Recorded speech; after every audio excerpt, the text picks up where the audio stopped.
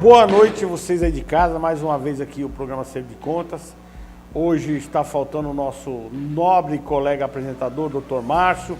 Estou eu aqui juntamente com o Dr. Rebouça e nós vamos dar conta do recado. Hoje nós temos vários assuntos, nós vamos falar da vacinação, não é isso, Rebouça? Exato. 1.700.000 doses de vacina a partir de fevereiro. Mas antes da gente começar o bate-papo nosso aqui de terça-feira e nos reprises no domingo, nós vamos parabenizar o Rebouça, o ministro aí, por favor, faça a vez aí, o nosso ministro que está se aposentando do STJ, né? Dia 21 agora. Por favor, Rebouça. Boa noite, nossos telespectadores. Nós temos agora, no dia 21/12 que passou, nós tivemos um pedido, né, de aposentadoria do ministro Napoleão Nunes Maia, que foi durante mais de uma década ministro do STJ, representante do Estado do Ceará naquela corte. Né? Nós tínhamos 3 ministros cearenses. Né? O primeiro, César Aço, se afastou antes do período de aposentadoria, né? Tinha 10 anos aí pela frente, mais ou menos, não sabemos por que se afastou. Nós temos o ministro Napoleão Nunes Maia, que agora se aposenta, e nós temos um terceiro ministro que continua, que é o ministro Raul, que continua no STJ, é outro cearense. Então nós queremos parabenizar o ministro Napoleão Nunes Maia pelo seu brilhante serviço como ministro. A palavra ministro, Marcelo, significa servo, servidor. A etimologia da palavra ministro significa servidor. E não deixa de ser um servidor da Ele é um servidor público povo, e um servidor, né, da justiça e do povo. E o ministro Napoleão desempenhou muito bem esse papel. Né? No seu período naquele tribunal, ele foi advogado durante muitos anos, foi assessor de desembargadores aqui no estado do Ceará. Depois, já com aproximadamente 45 anos, passou no concurso para juiz federal e depois foi desembargador federal e rapidamente já estava no STJ. Devido à sua capacidade, realmente eu conheço, né? Já tive a oportunidade de conversar com ele umas 2 ou 3 vezes e sobre processos lá no tribunal do STJ, e realmente é um de uma capacidade jurídica ímpar. Sensatez, pelo que eu não o conheci pessoalmente, mas nós que fazemos parte dessa coisa de imprensa, de programa de TV, enfim. Então, comentários são diários do judiciário. E pelo visto, teve uma carreira brilhante, um homem libadíssimo, um homem íntegro. Nunca teve um escândalo, só não envolvido em um escândalo. Parabéns para você e que continue a sua carreira brilhante agora, de forma diferente, talvez no escritório de advocacia. Talvez como advogado. Porque nós não podemos, como cidadãos, perder pessoas tão talentosas, sim, do direito, como Vossa Excelência fez e vai fazer até o dia 21 agora. Parabéns ao programa Acerto de Contas, eu tenho certeza que o Rebouça pensa como eu penso. E aqui, como diz Cid, doa a quem doer. Aqui nós não passamos a mão. Que me permite o doutor Cid fazer um comentário, mas aqui é doa quem doer. Quem merece elogios sempre vai tê-los aqui. Com certeza, com certeza. Então fico os parabéns. E aí, o que gosta de uma aposentadoria e que não abandone, fique na advocacia, porque é uma mente brilhante. Que o judiciário vai perder, mas a advocacia pode ganhar. É isso. Parabéns, aí, doutor Napoleão. Vamos lá, Rebouça, vamos começar hoje o nosso debate. Nós temos aqui no G1, Ceará recebe 1,7 milhão de doses da vacina a partir de fevereiro. O país deve aplicar 24 milhões de doses da vacina em janeiro, mas o Ceará já recebe em fevereiro, então, quer dizer, em janeiro o país já começa a vacinar e o Ceará só em fevereiro que vai receber as vacinas. Agora vamos debater o seguinte, gente. Deixa eu dizer para vocês o que eu imagino. Isso é importante porque sempre quando a gente imagina em debater algum assunto aqui, nós temos as nossas opiniões próprias. E nós fazemos uma análise de tudo isso que está acontecendo na sociedade para tentar levar aí para sua casa a melhor informação. Não que certamente nós temos total razão de tudo que nós falamos aqui, nós somos seres humanos como qualquer outra pessoa, porém, nós procuramos fazer uma análise mais profunda, vamos dizer assim, que é o nosso papel como apresentador dessas todas essas questões que representam a sociedade, né? Que aparecem... Que afetam a sociedade de alguma forma. Então, veja bem, eu queria, antes de falar da vacina, dizer o seguinte: nós não podemos jamais pensar em parar a economia do país. Por quê? Se nós pararmos a economia do país, a tragédia será ainda maior. Macieri, a vacina para a economia do país chama-se trabalho. Chama-se produtividade, chama-se comércio aberto e funcionando. Como que eu imagino isso? Vamos lá. Alguns dos senhores podem falar, esse cara é maluco, esse cara está exagerando, esse cara quer ver gente morrendo. Óbvio que não. É óbvio que não, mas tudo é uma incógnita. Vacinar ou não, procurar... nós não temos mais UTI. Então, o que fazer? Vamos imaginar o seguinte. Nós temos um exército, no qual nós somos os generais, vamos dizer, nós temos os nossos comandados, nós somos general do batalhão. E tem uma guerra. Então nós vamos mandar os nossos soldados para a guerra, é isso? Vamos mandar os nossos soldados para a guerra. Vai voltar o mesmo numeral de soldados? Claro que não, vai morrer alguns soldados na guerra. Então, se nós tivermos essa pandemia, com a pandemia como está, crescente no nosso estado, no nosso país, e nós pararmos a economia, nós vamos criar uma outra pandemia. Claro que o pior que a primeira. Pior, porque aí vai começar a haver saques em supermercados, saques em casa. E até porque, Macieri, essa pandemia do coronavírus é como uma pandemia de outro vírus qualquer. Ela tem o seu período, tem o pico, que aqui no Brasil é importante nós observarmos que não tivemos o pico, aquele pico. Qual que é o pico? Médico escolhendo, esse morre e esse vive. Nós não tivemos. No Brasil, não. Teve na Europa, teve na Itália, parece que na Espanha também teve. Mas no Brasil, o pico tão falado, tão esperado, não teve. Muitas mortes, é lastimável. Nós devemos chegar aí aos 200 mil casos, infelizmente, 200 mil mortes, aliás, infelizmente. Lastimável, mas, graças a Deus, até porque nós somos, Marcelo, o único país no mundo que tem um sistema único de saúde da forma que o Brasil tem. Exatamente. Que é saúde gratuita. Que muita gente diz que não funciona, mas funciona. Funciona. Não é como deveria ser, não, por causa da corrupção. Nós vimos aqui em programa passado, desvio de milhões que poderiam ser aplicados na saúde, compra de respiradores, 17 milhões que não foram para a saúde. Poderia ser bem melhor? Poderia e tem que ser bem melhor. Mas a corrupção não tem deixado. E uma hora tem que acabar essa corrupção no país. Está diminuindo, mas tem que acabar. Mas dizer que outro país qualquer, eu conheço o Chile, conheço a Argentina, conheço Estados Unidos, conheço o Canadá, eu só não conheço a Europa, nunca tive interesse em ir lá. Mas nesses países que eu conheço, nenhum tem um sistema de saúde único, gratuito, para todo e qualquer cidadão, como o Brasil tem, não, viu? Não tem. Nos Estados Unidos você sabe muito bem, você faz o tratamento, você recebe o tratamento, mas a conta fica. E você vai ter que pagar depois, de alguma forma. Eu tenho um amigo que mora nos Estados Unidos, em Orlando, e ele teve os sintomas do coronavírus logo no início. Lá, abril, por aí, março, abril.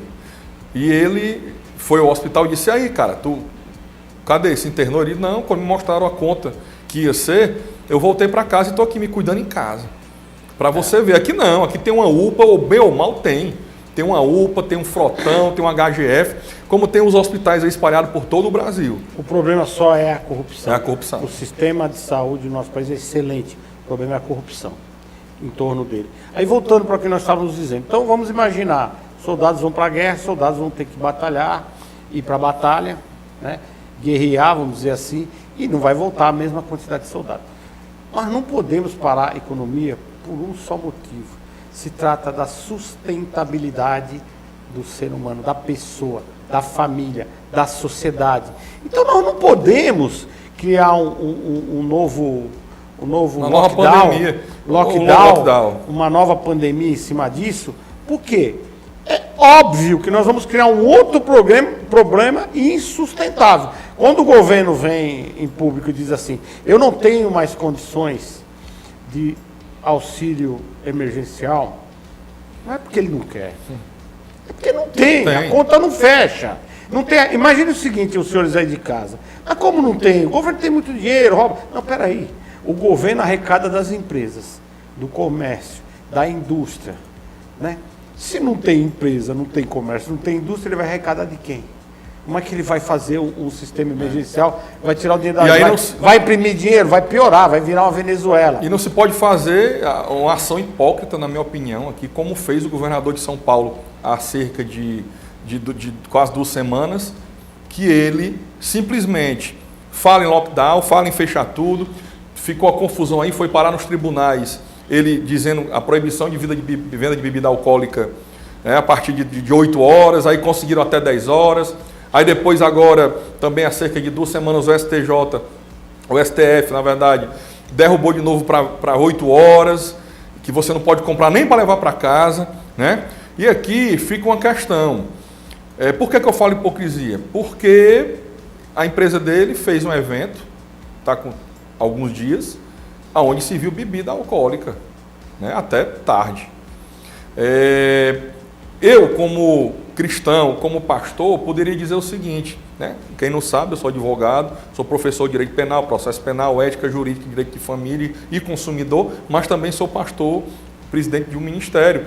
Eu poderia muito bem aqui dizer, tá certo, não pode vender bebida alcoólica não. Ei, uma coisa não tem a ver com a outra.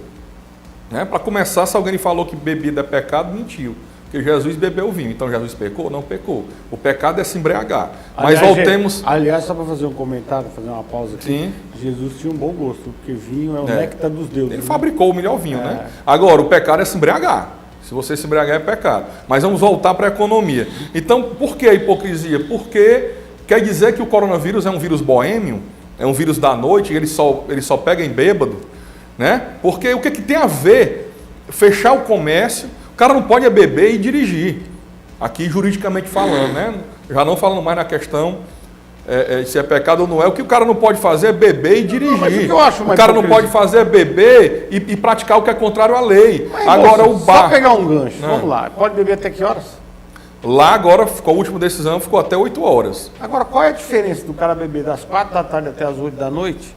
Ou dele beber das 8 da noite até as 0 horas da noite, no mesmo lugar? Qual é a diferença? Nenhuma diferença. A diferença tem que ser de distanciamento, aí eu concordo, mas não da proibição de beber. O beber não tem nada a ver com o coronavírus. A questão, aqui eu não falo nem o beber, é o vender a bebida, porque o garçom, dono de restaurante, distribuidor da bebida, junto com a bebida vem a comida, vem o tiragosto, né? Vem o petisco, vem o vendedor ambulante que passa ali vendendo alguma coisa também, em muitos bares. Então, é toda uma cadeia de comércio que fica prejudicada. E outra coisa, 10 horas da noite tem que fechar. Por quê? Qual é a diferença de você estar no restaurante 10 horas da noite e estar 11 horas da noite? O vírus ataca mais depois das 10 horas?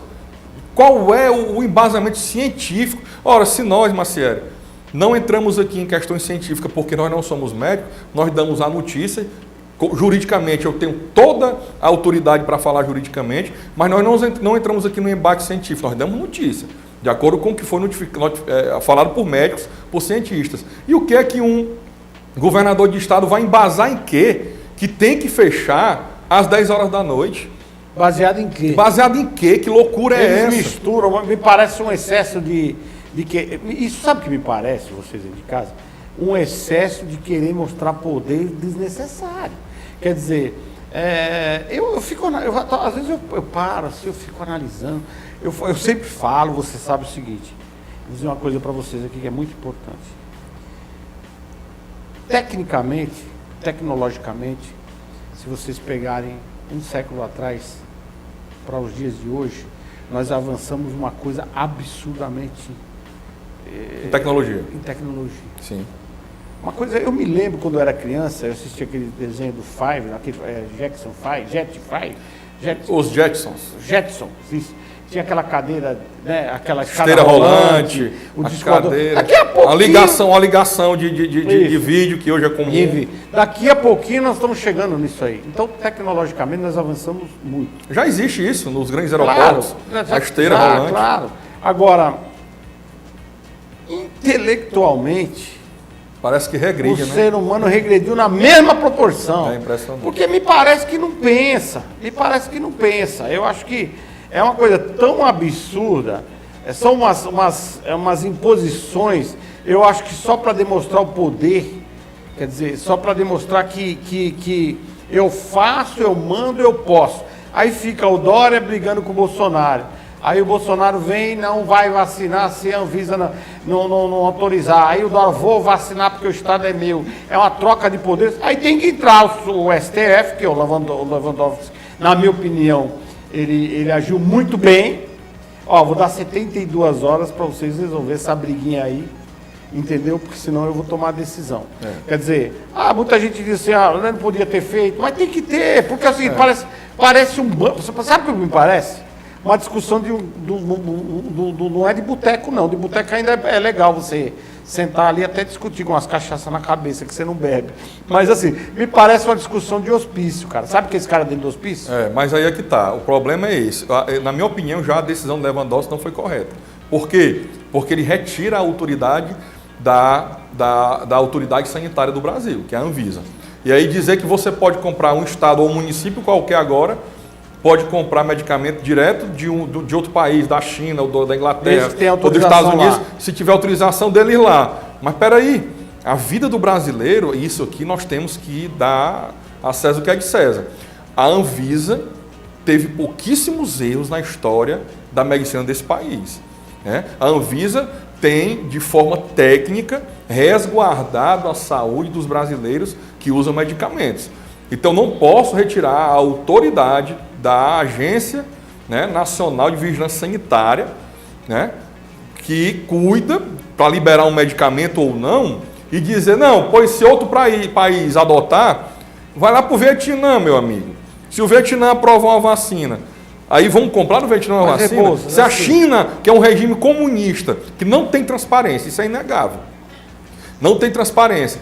O Washington Post já publicou que houve casos de corrupção no laboratório que produz essa Coronavac aí, com a China, lá com o governo corrupto da China comunista, para liberar outro tipo de vacinas. Corrupção. Então aí eu não posso deixar, a Anvisa é um órgão sério, é um órgão que zela pela minha saúde, dos meus filhos, pela sua, para saber quem pode tomar medicamento e qual medicamento. Mas ele tinha, eu sei que a Anvisa é um órgão sério, acredito, como a Fiocruz é, como o laboratório do Butantan é. Eu acredito muito nessas instituições. Porém, nós não podemos esquecer da politicagem que há por trás. Mas aí a politicagem... Que são cargos de indicação. E muitas vezes o cara fala, eu não vou perder minha cadeira aqui. O cara pensa, talvez o cara seja até um cara correto, mas eu não vou perder minha cadeira aqui porque por briga de... Eu vou seguir o que ele está me falando, ok. Mesmo não concordando, eu imagino que seja isso. Aí então o ministro entrou e falou, ou vocês resolvem essa pinaiama aí, ou eu vou sentenciar aqui da forma que eu entendo.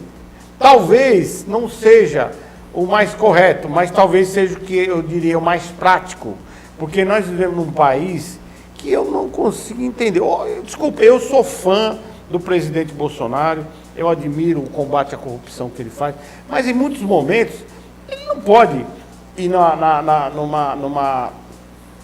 num afronto e dizer, eu não vou tomar vacina. Mas você não vai tomar vacina por quê? Nem ele sabe explicar. Então, veja bem, ele como legislador do país, ele não pode fazer com que milhões de pessoas sigam essa ideia. Então, quer dizer, é muito triste, não é compreensivo, no meu entender, essas opiniões. Tanto a do Dória, tanto a do Bolsonaro, que me parece, sabe aquele jogo de braço de ferro, Rebouça? Sabe aquele braço de ferro? Vamos ver quem é que manda aqui, vamos ver. Eu mando meu estado. É um jogo político. E aqui eu quero sair dessa discussão política para dizer o seguinte, Marcelo. Cada cidadão brasileiro, o que a lei diz? O cidadão acima de 18 anos, ele é imputável, ele é uma pessoa livre para praticar os atos da vida civil, salvo se ele for cometido por algum problema mental, algum problema de ser pródigo, que tem que ser judicialmente decretado. Fora isso, todo cidadão tem condições de dizer, eu quero tomar a vacina, eu não quero. Pelos motivos que estão aí. Rebouça, você concorda numa coisa? Veja bem. O que não pode, Marcelo, só para... Já que nós falamos na decisão do STF, você falou aí do Lewandowski, o que não pode é uma decisão que quer tornar obrigatória. Mas você concorda que o nosso povo, ele, a maioria, é formado por analfabetos? Sim. Funcionais? Sim. Ou seja, sim, o cara sabe ler, sabe escrever, mas não sabe minimamente interpretar. O grande problema do ser humano é a interpretação. E ele vai, Maria vai com as outras. Por isso que o Lula até hoje, o Lula ainda faz verão. Ele não é uma andorinha só, não. Ele é várias andorinhas. Com certeza. Tem os seguidores. Tem os seguidores que querem um ladrão na presidência da República. Exatamente. Por isso que tem aí pastores aí prometendo milagre, fazendo unção, que põe a mão que o cara sai curado, que faz tem gente que vai lá e acredita. Que faz o aleijado sair da cadeira de rodas. Por quê? É o efeito manada, nós já discutimos isso várias vezes. Então o povo, ele é meio que conduzido. Então, já que ele é conduzido, nós não podemos, e a interpretação muitas vezes das pessoas é errônea, nós não podemos deixar que o povo, por ser um povo muito mesclado nessa questão intelectual, de entendimento, nós não podemos deixar que o povo decida isso. Tem que ter alguém, infelizmente, como um ditador que fale assim, tem que tomar... Mas eu discordo pelo seguinte, é daí que está a importância de ter pluralidade de ideias. Se eu chego e deixo tudo na mão de alguém que está dizendo, não, você vai tomar essa vacina vai lhe curar, essa vacina vai lhe trazer aqui tranquilidade. Ontem eu vi um advogado com formação boa, em um grupo dizendo o seguinte, eu quero tomar a vacina para não usar mais essa máscara. Ele não teve nenhum conhecimento de que já foi informado que a vacinação não vai eximir o uso da máscara. Mesmo após a vacinação, as pessoas terão que ficar usando máscara, segundo esses que estão no governo aí, fazendo da forma que querem. Então, se nós deixarmos uma opinião única, vai ter ditador. E tudo gerado para aquele lado que você sabe, financeiro, dinheiro, propina, né? Então nós temos sim que ter pessoas, por exemplo, você me disse que vai tomar vacina. Eu não vou. Por que eu não vou? Eu não vou porque é um direito meu. A Constituição Federal, no seu artigo 5º, eu vou até ler aqui, o inciso 2 da Constituição Federal, diz, sabe o quê?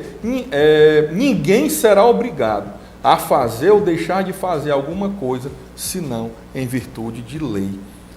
Não existe lei que obrigue o brasileiro a tomar a vacina e nem pode vir a existir, porque essa lei seria inconstitucional. Mas a partir do momento... Ela feriria o princípio constitucional da inviolabilidade do meu corpo. Sim, mas... Foi ridículo o que o ministro usou, o Barroso, para falar sobre obrigar o Estado ter que obrigar alguém a tomar vacina. Ele quis usar uma analogia dizendo que o Estado, em detrimento do valor individual, do direito individual, o Estado tem que cuidar do direito coletivo. Então, ele usou uma analogia ridícula. Ele usou a analogia do cinto de segurança, que o Estado teve que obrigar o uso de cinto de segurança por meio da multa, né? O policial não pode entrar lá e botar o cinto à força, mas ele vai lhe multar, e por meio da multa o Estado cuida da saúde do cidadão. O que é isso? O cinto de segurança não é uma droga, nem é, só para concluir esse raciocínio, o cinto de segurança não é uma droga modificada geneticamente, como são essas vacinas, manipulação genética para ser injetado no seu corpo, não. Aí, depois de injetado no seu corpo, o que ela vier a causar, vai causar. Pode ter o cuidado se tiver alguém perto, como teve agora uma reação, 2 reações alérgicas na Europa, reações alérgicas graves, que causaram edema de glote. Para quem não sabe o que é edema de glote, é fechar a via respiratória, você não respira mais. E essas 2 pessoas na Europa não morreram porque foram socorridas de imediato. E uma mulher de meia idade, no Alasca, um dos estados norte-americanos, apresentou a mesma reação. O laboratório vai estar mudando, já informou há uns 8 dias atrás, 9 dias, 10 dias atrás, que está mudando o rótulo da vacina. Veja bem, o próprio laboratório que produziu o medicamento, ele não sabe o que aquela vacina pode ocasionar. É muito sério isso. Aí ele chega e diz assim, não, eu vou mudar o rótulo da vacina. E aí pronto, está tudo resolvido? Porque no rótulo agora vai dizer, atenção, pessoas com histórico de alergia, por exemplo, você que tem alergia a camarão, você que tem alergia a caranguejo, alergia a peixe, alergia a pelo de gato. Quantas pessoas têm alergia a ácaro? Você que tem alergia a ácaro, cuidado, essa vacina pode causar uma alergia grave, um edema de glote. Agora, pior do que isso, é ver um cidadão que é vegano entrar com processo para dizer eu sou vegano e não vou vacinar meu filho por causa que eu sou vegano. Então, olha a incógnita. Assim, essa do vegano, eu não realmente chega a ser ridículo. O que nós temos é realmente pessoas que professam algumas religiões, tá? Que, de acordo com ali, com a doutrina delas, não aceitam transfusão de sangue, não aceitam a aplicação de vacinas. E aí, não, mas aí nós entramos numa questão constitucional também, um princípio constitucional, da livre manifestação do pensamento e da convicção religiosa. E isso é um princípio que não pode ser retirado de ninguém. Jamais. A livre manifestação do pensamento e da convicção religiosa. Não pode ser retirado. Como você falou aí, que aparece aí uns... Perdão da palavra, mas a palavra é essa. Picareta. A Bíblia chama de lobo devorador ou chama de cão, né? Falsos pastores, falsos líderes que ficam aí vendendo milagre, como eu soube um dia desse na Justiça do Trabalho, uma colega minha que é advogada trabalhista me relatando, doutor Rebouças, eu estava lá para fazer uma audiência e assistir uma audiência de uma mulher que ela era contratada de uma igreja para cair no chão e para levantar. De cadeira de roda. E ela estava cobrando o salário. E aqueles caras da cadeira de roda que levantam a cadeira de roda, põe a cadeira de roda na cabeça e sai andando no meio. Deus faz. Eu já vi milagres. Milagres de saúde, inclusive eu. O médico me deu 2 anos de vida há mais de 13, 14 anos. E fui curado. Para a glória de Jesus Cristo.